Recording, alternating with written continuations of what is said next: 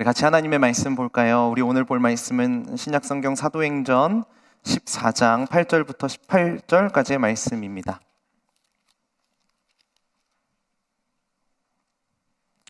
신약성경 211 또는 212페이지쯤에 사도행전 14장 8절부터 18절까지의 말씀입니다.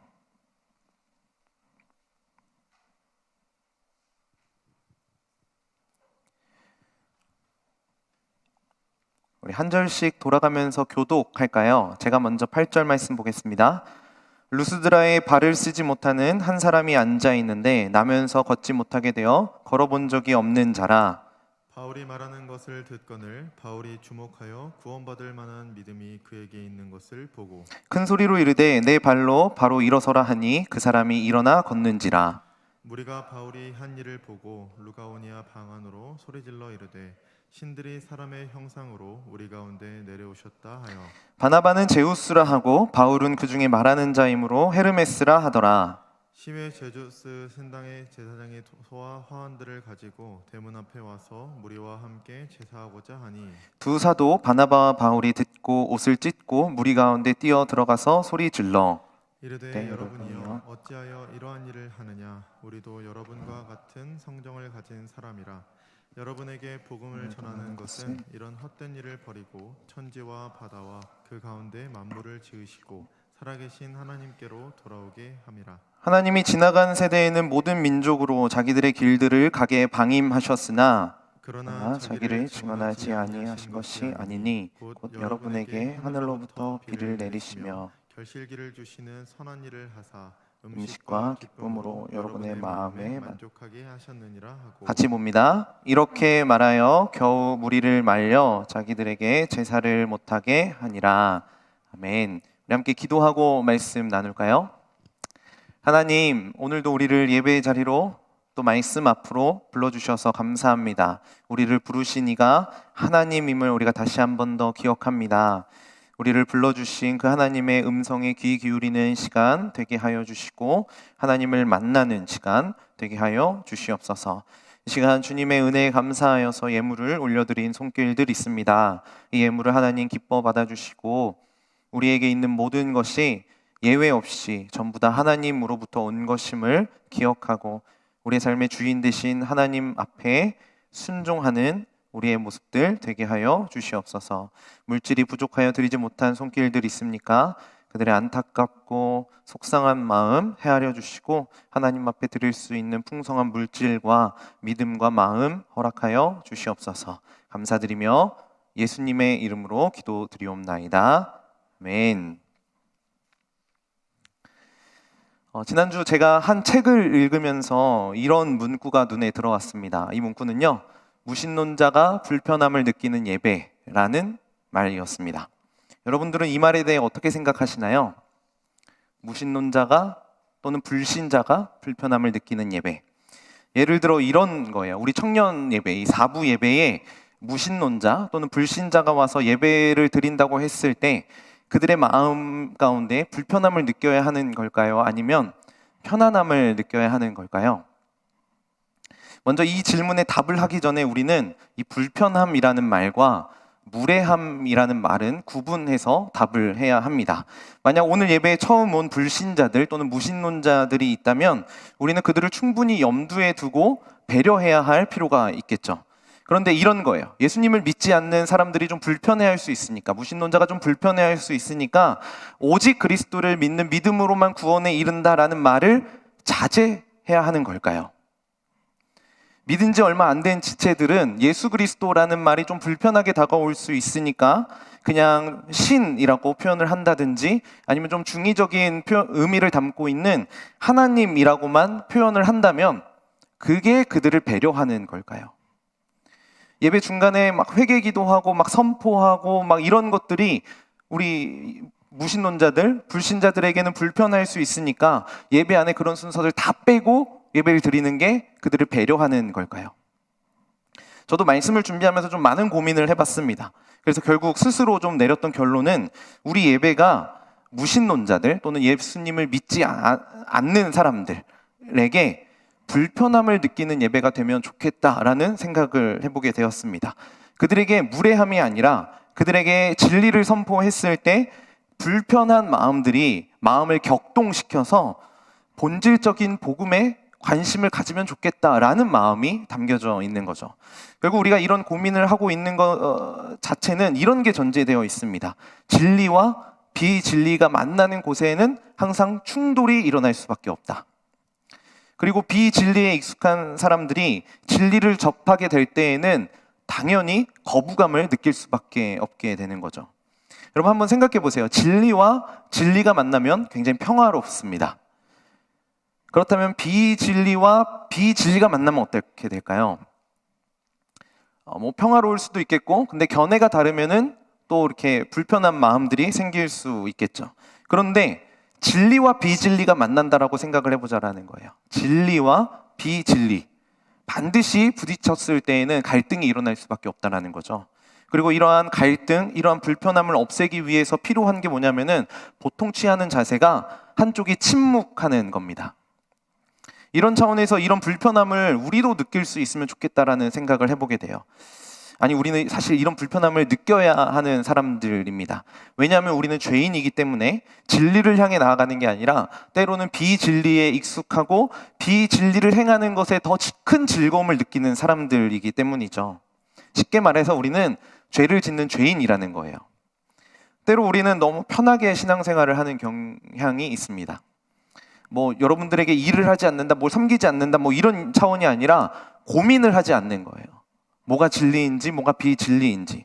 그리고 이러한 갈등으로 인한, 이런 불편함으로 인한 그런 것들이 싫으니까 진리를 가지고 있었던 우리들이 그냥 그 진리에 대해서는 침묵하게 되는 겁니다. 그래서 갈등이 없는 것처럼 그냥 유야무야 이렇게 지나가게 되는 거죠.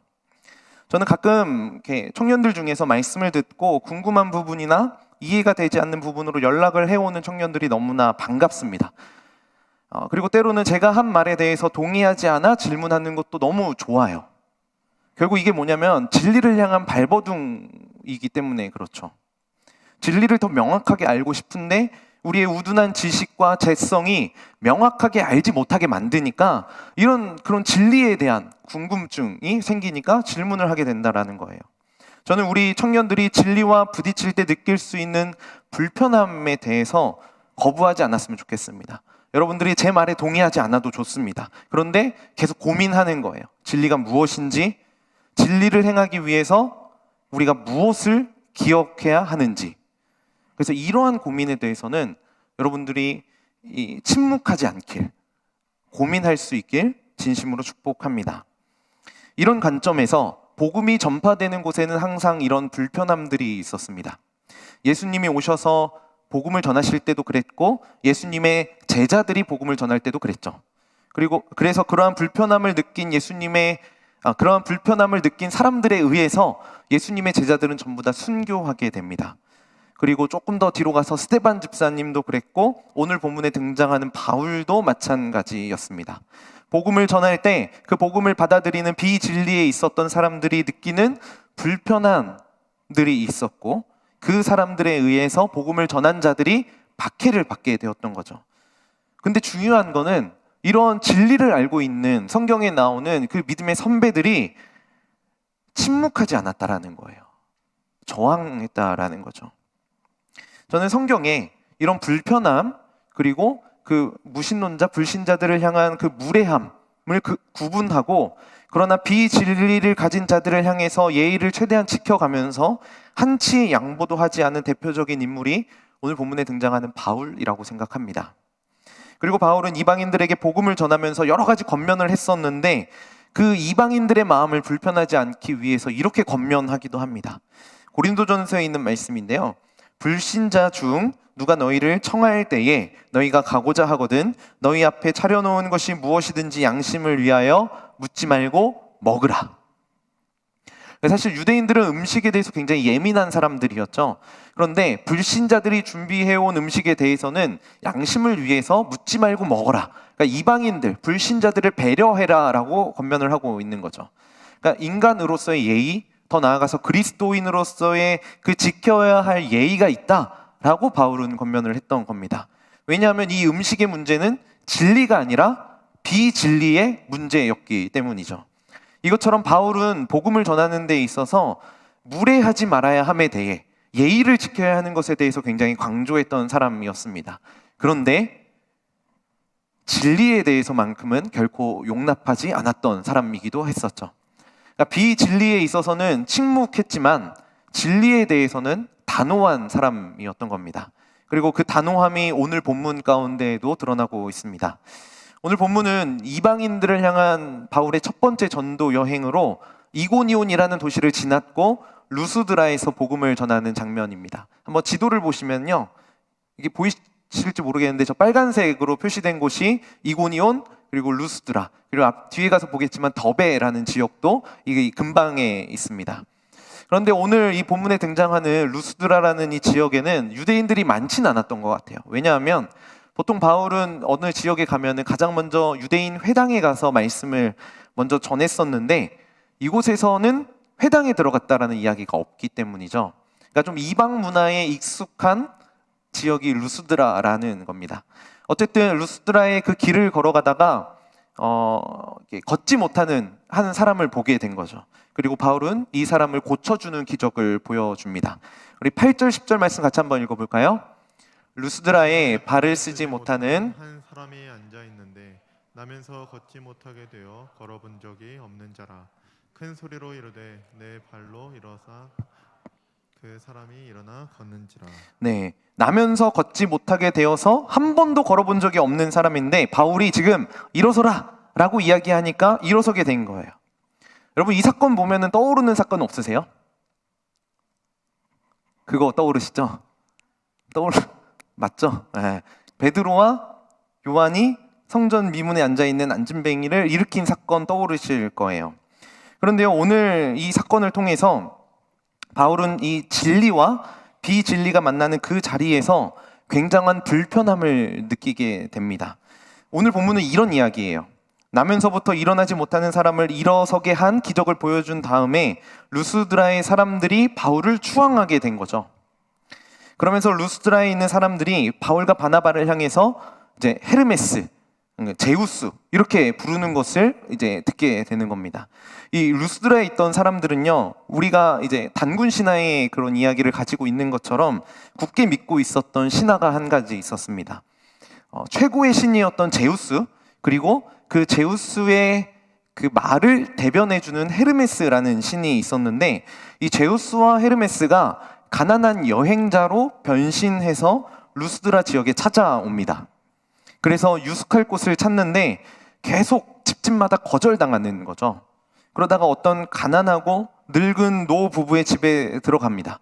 그리고 그들로부터 식사를 제공받고 그 집에 하룻밤 유숙하게 되는 거죠. 그래서 너무나 고마워서 그 제우스와 헤르메스는 그 노 부부에게 자신들의 정체를 드러내고 그 자신들을 거절했었던 그 집의 주인들을 전부 다 개구리로 만들어 버려요.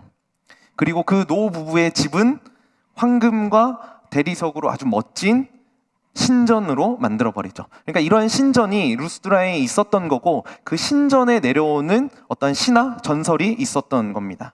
그래서 이 루스드라에 있었던 사람들은 이 신이 언제든지 돌아올 수 있다라고 생각하고 기대하고 그것을 소망으로 삼고 살고 있었던 사람들이라는 겁니다.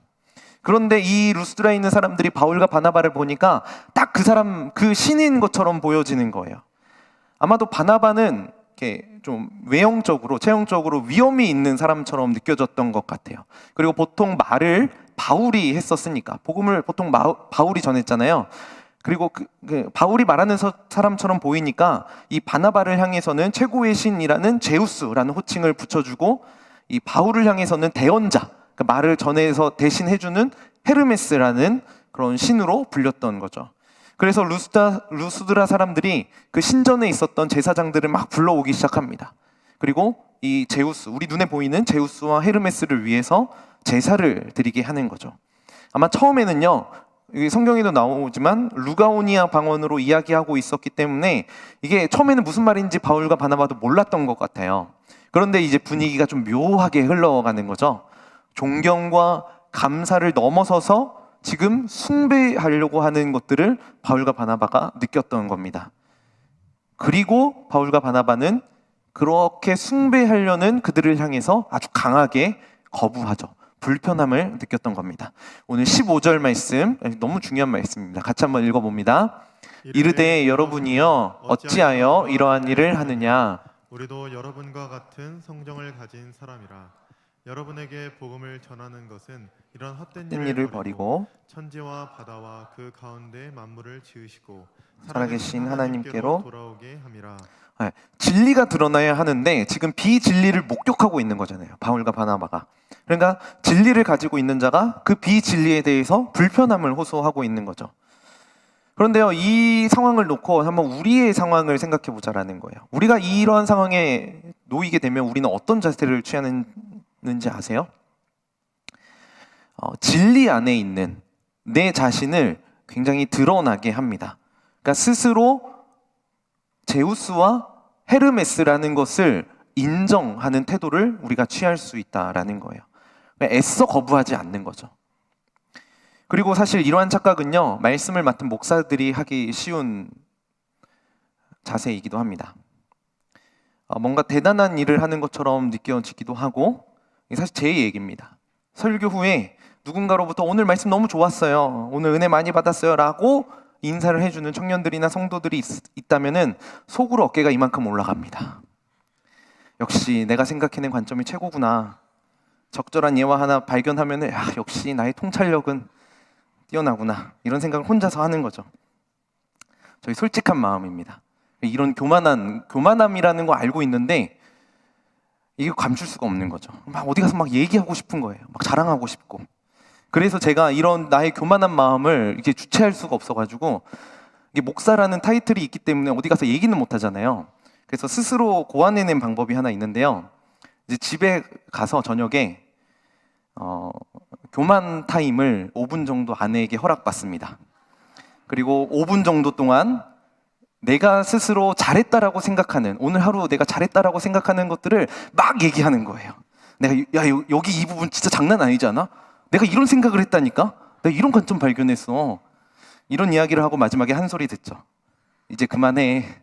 너무 교만해. 그러면서 다시 한번 이거는 아니다 이렇게 내려놓기도 합니다.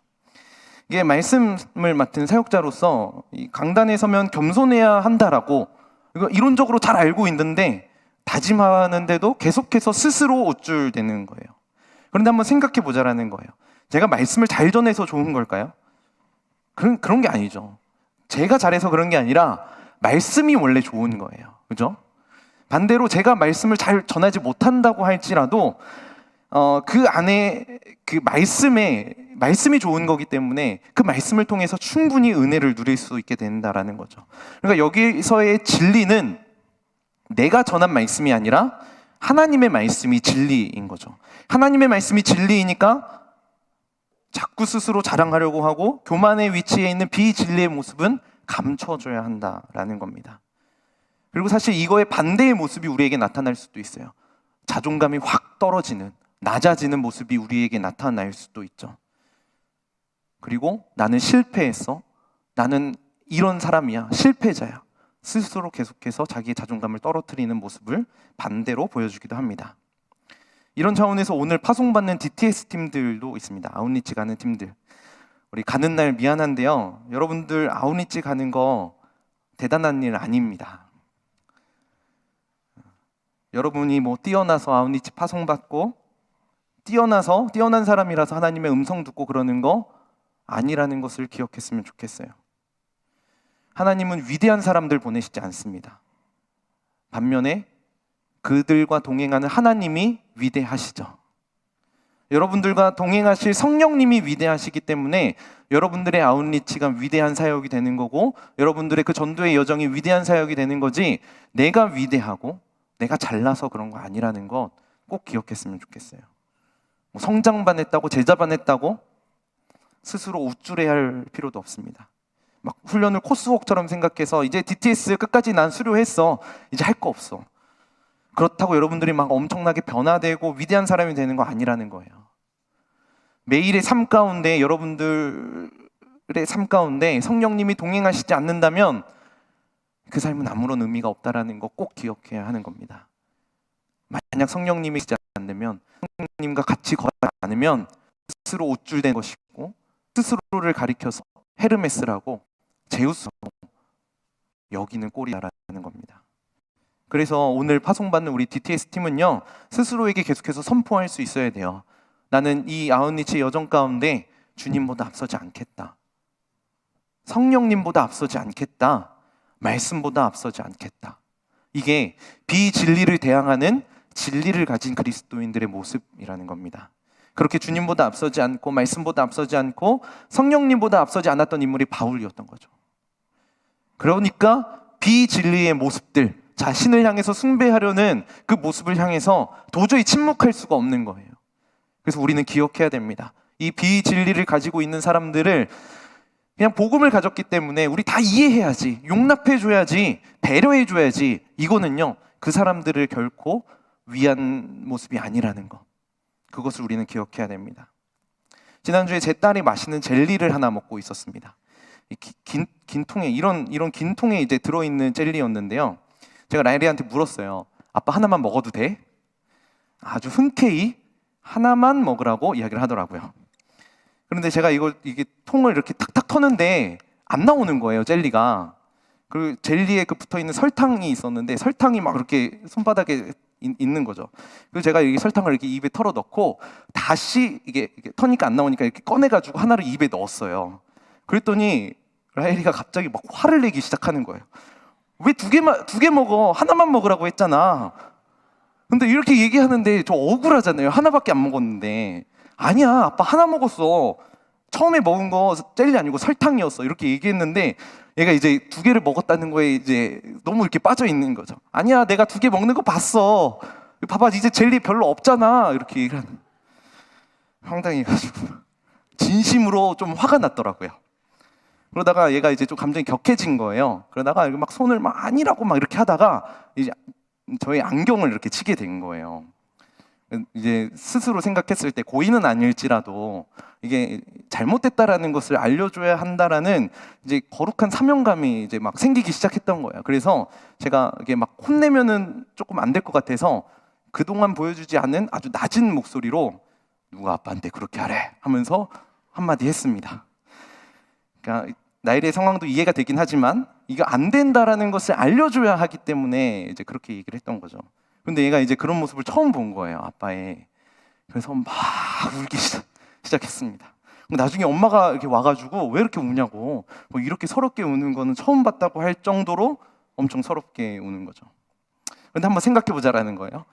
아이니까, 어린 아이니까 이해하고, 야, 그럴 수 있어. 그 실수로 그렇게 남 때려도 되지. 이렇게 받아주면 그게 부모로서의 바른 자세냐는 거예요. 다 용납하고 다 이해하고 다 배려해 주는 거는 오히려 그 딸을 위해서 바른 모습이 아니라는 거죠. 그러니까 아닌 것에 대해서는 아니라고 이야기해 주는 게 부모로서의 할 일이라는 겁니다. 그러니까 지금 바울이요, 자기가 가지고 있는 진리를 통해서 마땅히 할 일을 하고 있다라는 거죠. 그러니까 진리를 가진 우리가 비진리를 만났을 때에 우리는 저항하는 거 당연합니다. 그게 진리가 진리되도록 하는 아주 바람직한 자세라는 거죠. 그러니까 진리이신 예수님이 드러나게 하는 것, 여러분들이 삶 가운데 만나는 그 진리를 향해서 보여주어야 할 그리스도인의 바른 자세라는 겁니다. 제가 오늘 본문을 보면서 이런 생각을 해봤어요. 사람들은 다 바울과 바나바를 추앙하고 있고 숭배하려고 하고 있고 거기에 바울은 강하게 거부하는데, 만약에 바울이 이 전도의 효율성을 따져서 그 일들을 거부하지 않았다면은 어떻게 됐을까요? 그냥 제우스, 헤르메스라는 것들을 그러니까 거부하지 않고 인정하지도 않고 그냥 넘어갔다면 어떻게 됐을까? 제가 이런 생각을 하게 된 거는요, 사실 6절에 나오는 말씀 때문입니다. 6절에 보면은요, 그들이 알고 도망하여, 지금 이고니온으로부터 도망한 건데요, 루가오니아의 2성 루스드라와 더베와 그 근방으로 갔죠. 그래서 이 이고니온을 떠나서 루스드라와 더베라는, 그리고 그 여러 지역으로 복음을 전하러 갔었던 거죠. 그런데 성경은요, 더베에서의 일을 자세하게 기록하지 않습니다. 그런데 루스드라에서 있었던 일은 아주 장황하게 자세하게 설명하고 있죠. 특히나 20절에 가서 보면은요, 이렇게 기록하는데요, 우리 20절, 21절 같이 한번 읽어봅니다.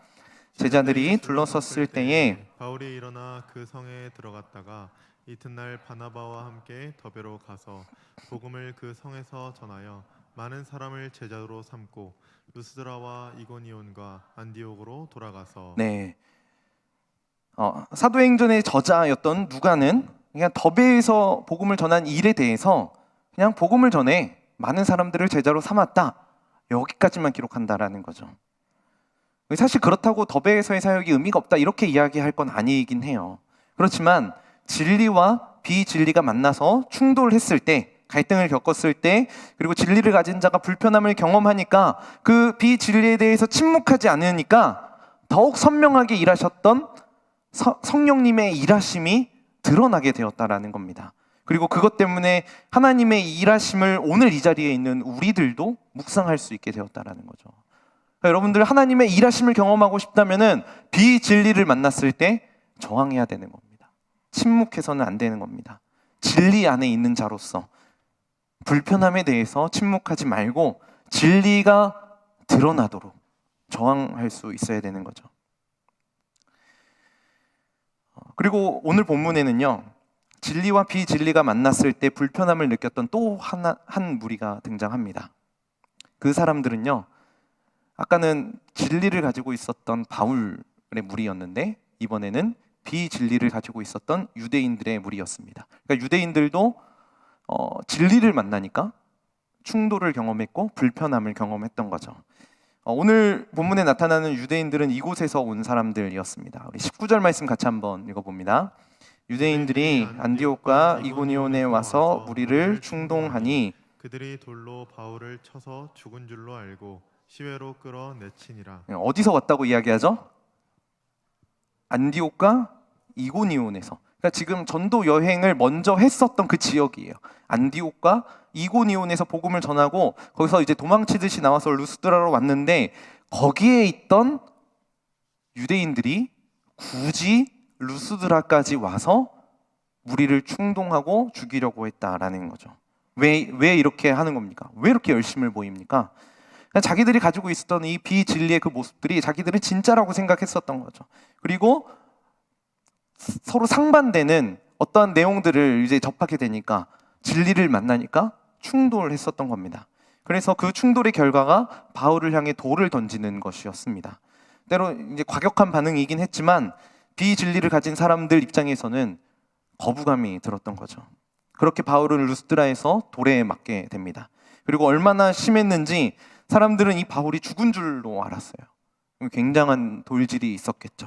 19절에 보면은 시외로 끌어내쳤다라고 표현을 하는데 여기는요 이제 도심 바깥쪽인데 사람들이 잘 가지 않는 쓰레기 더미가 있는 장소를 가리킵니다. 그곳에 버렸던 거죠. 여러분 이 사건을 보면서 또 떠오르는 사건 없으세요? 지금 바울이 돌에 맞아서 쓰러졌어요. 그거 떠오르시죠? 그거 스데반 집사님이 돌에 맞아 죽는 장면. 사실 이 스데반 집사님의 순교 장면도 진리와 비진리가 만나서 충돌하는 장면이었을 겁니다. 그래서 비진리를 가지고 있었던 사람들이 과격하게 반응을 했었던 거죠. 그런데 사실 오늘 마지막으로 살펴보고 싶은 건 이겁니다. 진리와 비진리가 만나는 곳에는, 그래서 충돌해서 진리가 더 드러나는 그 자리에는 분명하게 맺어지는 열매가 있다라는 겁니다. 먼저 이 스데반 집사님의 순교 장면을 한번 볼까요? 여기에 맺어지는 열매는 이것이었습니다. 같이 한번 읽어봅니다. 성 밖으로 내치고 돌로 칠세. 증인들이 옷을 벗어 사울이라 하는 청년의 발 앞에 두니라. 사울은 그가 죽임 당함을 마땅히 여기니라. 바로 사울이라는 열매였습니다. 그 현장에서 사울이 붙잡고 있었던 건 비진리였지만 하나님께서는 이 스데반 집사님의 죽음을 통해서 사울이라는 사람을 예비하셨고 열매로 허락하셨다라는 거죠. 아마 지금 루스드라에서 복음을 전하다가 돌에 맞았던 바울은 돌에 맞는 그 순간 스데반 집사님이 죽음을 각오하면서 복음을 전했었던 그 이유에 대해서, 그 열정에 대해서 바르게 깨달았을 겁니다. 자, 이런 차원에서 오늘 본문에도 맺어지는 열매가 있다라는 거예요. 스데반 집사님을 통해서는 바울이라는 열매가 맺어졌다면 바울의 죽음을 통해서는 어떤 열매가 맺어졌을까요? 16장 말씀 같이 한번 읽어보겠습니다. 바울이 더베와 루스드라에도 이름에 거기 디모데라 하는 제자가 있으니 그 어머니는 믿는 유대 여자요 아버지는 헬라인이라. 저는 바울이 돌에 맞는 현장에 디모데가 함께 하고 있었을 거라고 생각합니다. 왜냐하면요, 바울이 나중에 이 디모데를 향해서 쓴 편지에 이렇게 이야기하거든요. 박해를 받음과 고난과 또한 안디옥과 이고니온과 루스드라에서 당한 일과 어떠한 박해를 받은 것을 내가 과연 보고 알았거니와 주께서 이 모든 것 가운데에서 나를 건지셨느니라. 바울이 죽는 그 자리에는 디모데라는 열매가 맺어졌던 거죠. 그래서 초대교회를 풍성하게 세울 수 있는 열매를 하나님께서 이곳에서 허락하셨다라는 겁니다. 사랑하는 청년 여러분, 진리와 비진리가 충돌하는 그 자리에서 침묵하지 않고 진리로 우리가 저항한다면 분명한 성령의 열매가 맺어집니다. 사울이라는 열매가 있었고 디모데라는 열매가 있었고 이 열매를 통해서 초대교회는 세워져 갔던 겁니다. 이 일이 가능한 것은 진리와 비진리가 충돌하는 그 현장에 성령님이 계셨기 때문이죠. 그래서 오늘 DTS 파송받는 지체들의 그 아웃리치 여정 가운데 이러한 성령의 역사가 충만하게 임하길 진심으로 축복합니다. 그래서 그 아웃리치 여정 끝에 여러분들 돌아와서 간증할 때에 디모데라는 열매가 우리 여정 가운데 맺어졌다라고 간증할 수 있었으면 좋겠어요. 성장반 수료했어요? 이제 제자반 수료를 앞두고 있나요? 또는 여러 훈련에 임할 예정에 있는 청년들이 있습니까?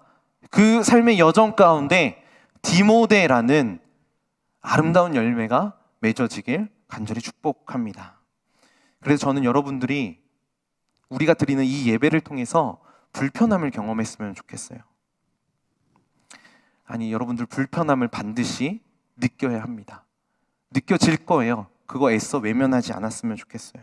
우리는 연약하고 더러운 죄인인데 진리가 선포되어지고 진리이신 하나님을 만나는 이 자리가 혹시 편하다고 느껴진다면은 여러분들 어쩌면 무뎌지고 있는 거예요. 성령님과 같이 걸어가고 있지 않다라는 증거가 될 수도 있는 거예요.